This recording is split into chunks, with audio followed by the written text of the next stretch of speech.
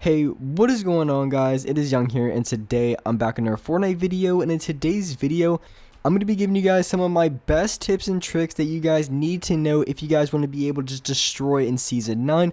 I'm recovering one of the best things in my opinion, and I think one thing that's really going to help you guys out the most. And before we get into the video, I have a weekly V-Buck giveaway. I'm going to be giving away V-Bucks every single Friday, and if you guys want a chance to win some free V-Bucks, all you guys need to do is to drop a like on this video. Make sure you guys subscribe to my channel and as well subscribe to my second channel. I post a ton of really good content on there, so make sure you guys do subscribe. Turn on my post notifications, and as well leave a comment down below of your Xbox gamer tag, your PSN gamer tag, or Epic account. And if you guys would like to support me as a creator in the item shop, all you have to do is go over to the item shop, go into the bottom right hand corner, support a creator, and type in my code. My code is Young Humor. Type it in and you guys will have me supported as a creator. And alright guys, let's get to the video.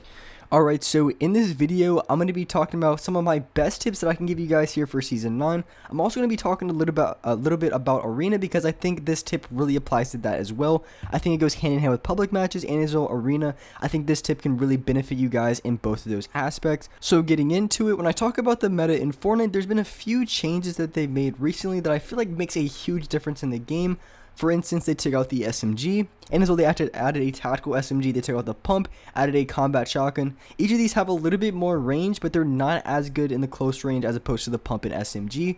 So mid-range is honestly going to be one of the best ranges to focus on, because it's going to be doing the most damage, and you're going to be able to consistently win fights in that range, as opposed to close ranges, which is honestly not a bad strategy, but it's not as consistent as it once was, because the damage on your weapons aren't as strong as it once before.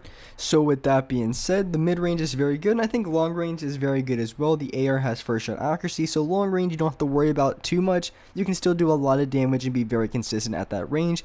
And I feel like close range really lacks, so I want to talk about one specific thing in particular that I think has helped me out the most when it comes to just improving these close range gunfights and just being a lot more consistent and just destroying a lot of players in close ranges, as opposed to before. You know, they added a few changes, they made it a little bit weaker. So I want to tell you guys something that's very helpful when it comes to these close range situations that can give you a little bit of an advantage against the other players that you're going against.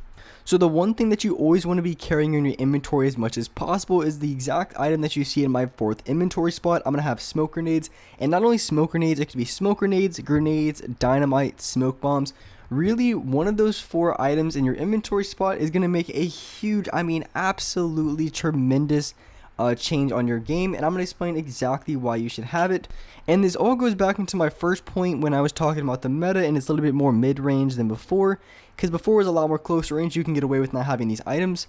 So I think now in Season 9, I think the close range game has taken a major hit, and you want something to make it a little bit stronger, and I feel like these items can make a huge difference and really improve you in the close range situations for a lot of reasons.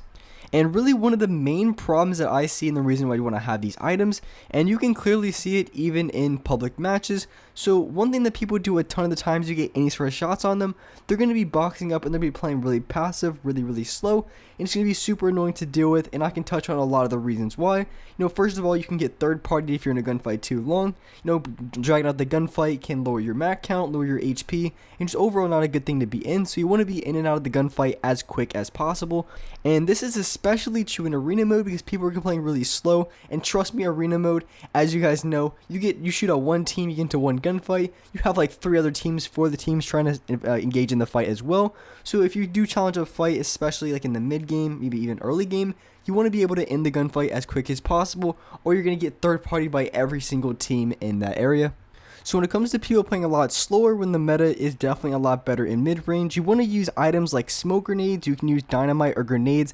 Those items alone are going to be some of the most effective items that you guys can use in that close range to really give you a huge advantage, because trust me, and you guys know if you guys play arena, it happens literally even before the gunfight starts. Maybe you get 1 or 2 shots off and the player instantly boxes up and there's nothing you can do. You try to go for wall replays, try to do anything you can, and they're just sitting there holding down their RT or their left click on the mouse, and they're just not going to budge or do anything at all. So you want to do something, or really anything that you can, to just try to get them outside of that box.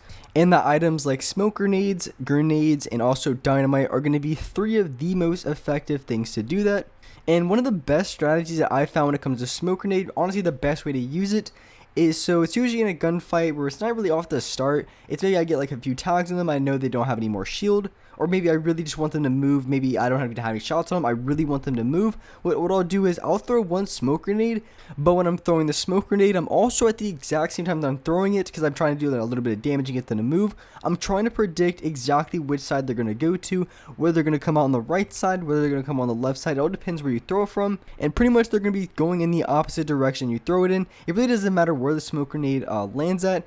If they see it come from the left side, they're typically going to be going over to the right side. I know it might sound kind of obvious, but it really doesn't even matter where the grenade actually lands. They're going to be trying to go from they're going to go to the opposite direction where they think it's thrown from, so you can use that to your advantage and try to pick it off and try to counter. But as they're moving between boxes, you can try to get a shot off, or you can even be in a close range situation where you're throwing in a smoke grenade and you want them to come to your side, so you're going to be right there for them. So the second they go for the edit, you're going to be right inside their box going for the shot, and that's what I'd recommend doing usually, or especially when it comes to arena games, because even if you are able to get 1 or 2 shots in with your assault rifle after you smoke them out and predict where they're trying to go, a lot of times they're going to be moving over a box and just popping shield. And this is especially true when it comes to arena games, because most people in arena are going to be stacked on minis, shields, slurp juices. They're really going to be stacking every single possible heal that you could have. So going for a little bit of damage here and there really isn't going to be doing that much of a difference. So you really want to try to predict where they're going to be going from that box, try to counter them, and just be right there with your shotgun. Try to do as much damage you possibly can. And also, a common mistake I see a lot of people use with the smoke grenades is when they're trying to get people out of the box, they throw all of their smoke grenades at the same time. It doesn't matter if you hit a guy with 1 smoke grenade, if you hit a guy with 2 smoke grenades, or even if you hit a guy with 3 smoke grenades, it's not going to be doing more damage per second. It's going to be doing the same amount of damage either way.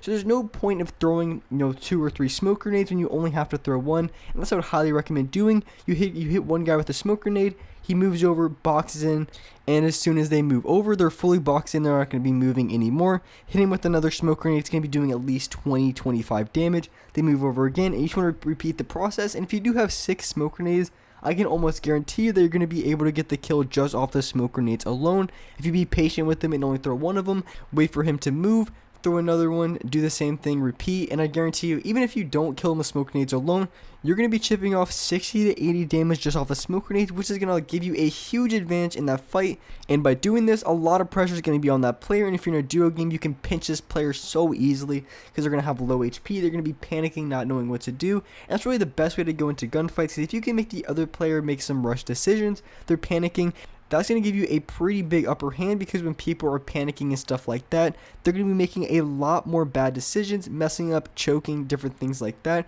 So if you can get another player to panic a lot, I guarantee you're going to have a huge advantage in that fight. And more than likely, even if you're not using smoke grenades, wherever the case may be, maybe even get them to low HP, doesn't really matter. If you can surprise the player, catch him off guard, and just get them to panic in any sort of way, it's going to give you a really big upper hand in that fight and allow you to win the gunfight very easily.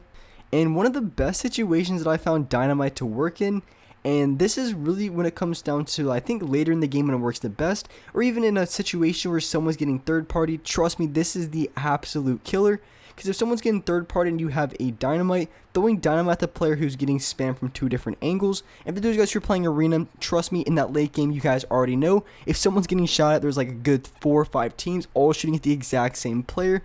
But if you have a little bit of Dynamite, you can throw it on the player and you can get a ton of tags on them, and more than likely you're going to be able to pick them off if you have enough Dynamite. So that's one of the best ways to use Dynamite. It's the most effective, is when someone's in that third party situation where they're getting spammed from a ton of different angles. Maybe they're getting shot from another team in a public match.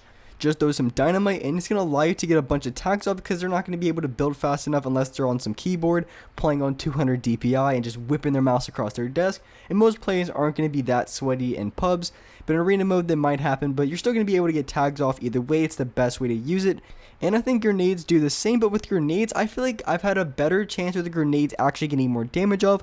Dynamite definitely blows up a lot more buildings, so I'm able to destroy a lot more structures and do things like that. But with grenades, I feel like I've gotten a lot more tags off, and it's really unpredictable, because if you're getting spammed by 3 or 4 grenades, it's really hard to predict exactly where the grenades are going to land, and if you're going to be taking damage, which side you're going to be taking damage from. So there's a lot of factors that are included with that.